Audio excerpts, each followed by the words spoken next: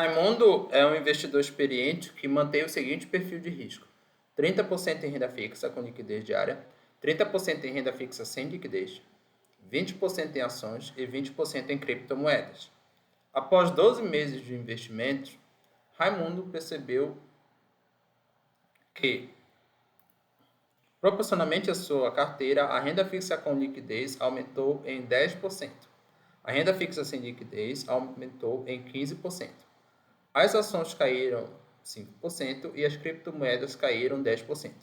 Nesse cenário, Raimundo faz rebalanceamento de carteira da seguinte forma, tá? Também que esses erros de português não comprometeu o entendimento da questão.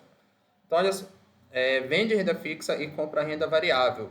Isso aqui faz sentido porque você vê que aumentou tanto a renda fixa com liquidez como a renda fixa sem liquidez. Nessa situação, você tende a vender renda fixa. Só não se tivesse aumentado mais a renda variável, mas tanto as ações como as criptomoedas caíram. Então, você não precisa bem dizer qual tipo de renda fixa e qual tipo de renda variável você vai vender e comprar respectivamente.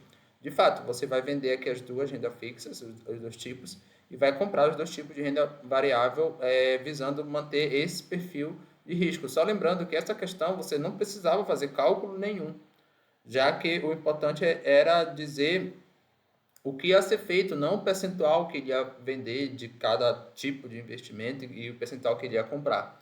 Tá? Então, era mais uma questão de lógica mesmo. Né? Independente, inclusive, do perfil de risco. Poderia ser qualquer perfil de risco. Nesse caso aqui, tá? Desde que a renda fixa subiu e a renda variável caiu, você vende renda fixa e compra renda variável, se sua estratégia, claro, é rebalanceamento de carteira. Vende criptomoeda e compra ações? Olha, as duas caíram. E aí não faz sentido você vender a criptomoeda já que ela caiu, já que teve parte da sua carteira que subiu, tá? Isso até, se eu falasse mais complexo para vocês, podia fazer sentido se a criptomoeda caísse menos do que os outros tipos de investimentos. Aí você poderia vender para manter o perfil de risco, mas não foi esse o caso. Vende ações e compra criptomoedas. De novo, só inverteu aqui as duas situações. Mas como ações e criptomoedas caíram, nenhuma das duas é vendida. Vende renda fixa com liquidez e compra renda fixa sem liquidez. Isso aqui poderia acontecer se a renda fixa com liquidez subisse mais do que a renda fixa sem liquidez e nem foi isso que aconteceu aqui, tá? Mas se a renda variável não caísse, como a renda variável caiu, você venderia os dois tipos de renda fixa e compraria os dois tipos de renda variável, justamente a letra A, o nosso gabarito.